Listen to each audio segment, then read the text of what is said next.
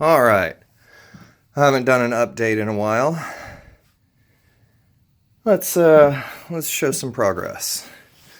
Most of the bunk beds are done. I had to take them back apart and redo them so I could get more storage. I didn't need a full 2x4 of strength here. And then I got the face put on with storage underneath. 3 little cubby entry areas. I'm just gonna leave them freeform like that, open. Covered up over the wheel well. Cut a piece of aluminum to run over it. More linoleum, like where it sticks out here, I'll cut that off. The actual hardwood flooring will go in the areas that are open here. Over here with the shower and the toilet, I've got the little hump for the refrigerator that it'll sit on here. I made a little drawer with some extra room in here. Store. I'm just running this all on friction fit, guys. I don't have the money to buy nice expensive drawer slides.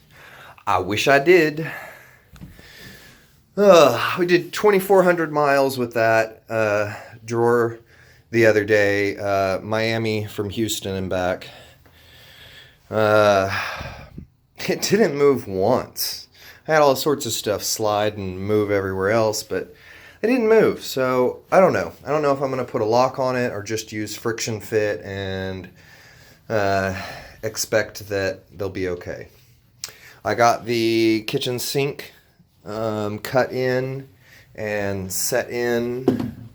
I had to do all the little trim work for these tabs that come on the bottom.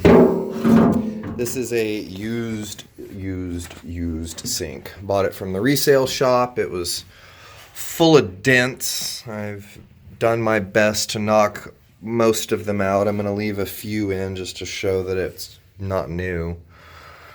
This is a rusted track that goes around here. That's normally what they would have used to hold it in, but I wanted more strength. So I just routed in the edges where it sits.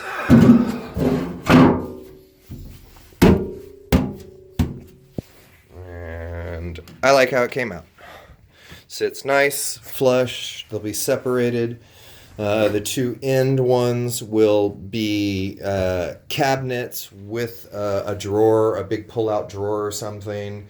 And the 2 middle ones will be all drawers. And this is a tilt-out trash can that'll sit in the front area.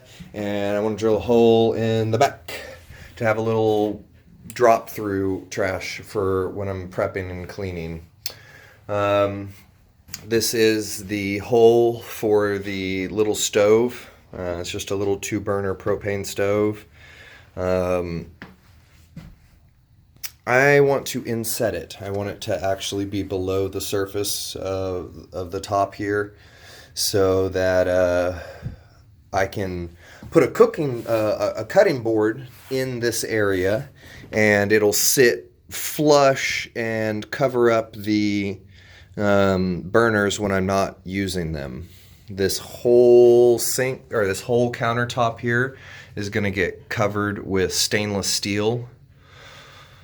I got some 18, it's probably going to be 16 gauge stainless that's going to cover this whole thing here. I got to take it to the press brake so I can bend it along the back edge there and have it come up so that it'll be the backsplash through this area here.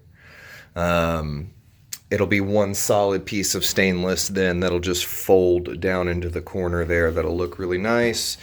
And then it's going to do the same thing up around the front edge. It'll fold over. Then I'll cut that smooth back off through there. I might put a little lip back there just so that things don't really knock off or fall off. It might just be an inch of stainless or something. Yeah, those came out really well. I'm happy with that. I put linoleum down on all of the bottoms here so that if there was any moisture that it wouldn't actually get through to the flooring. Even though I'm going to put some more insulation in there, I want this thing nice and warm. Yeah, so that was that. Moving on up to the front here, I finally figured out what I wanted to do with this little metal area that was up here. I covered it in some purple foam. Not going to be able to see it in there. Got it cut, trimmed to size. It's one solid piece. It goes all the way under. I had to take off the dashboard to get back there to it. And then I made a little trim that the actual dash sits on. These are two little bitty 12-volt heaters. They really don't do much, but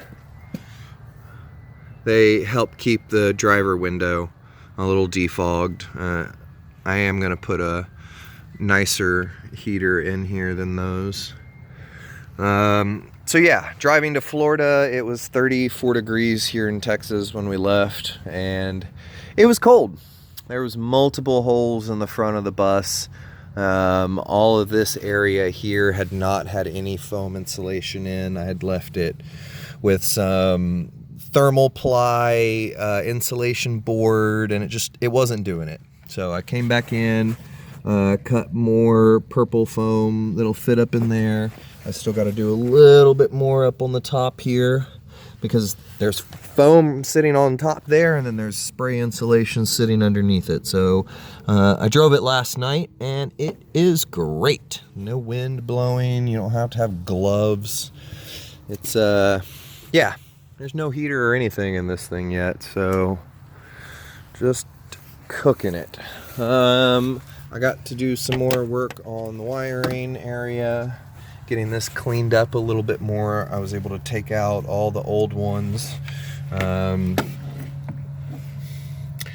not sure what I'll do with them or if I will do anything. I want to replace them to ones that light up well when they're on, so there's no chance of me leaving any 12 volts on, because I connected these direct, or some things I will, some I won't. Yeah.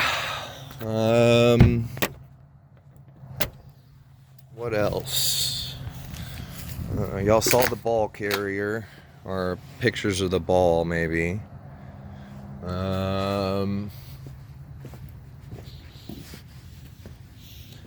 That's about it. Did really good on the trip. I was able to put my Sur wheel up on the top, and that did really good. It was really bouncy. I got the back window in, no more wood there.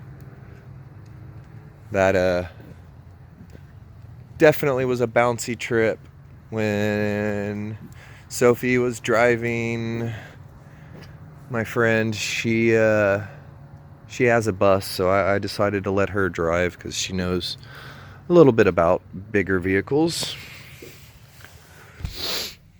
Yeah, it's coming along good. I'm going to do a little bit more work on the top of the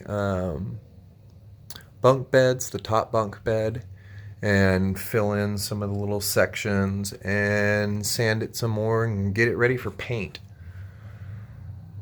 Oh, yeah. So everything's coming along real well. I'm excited.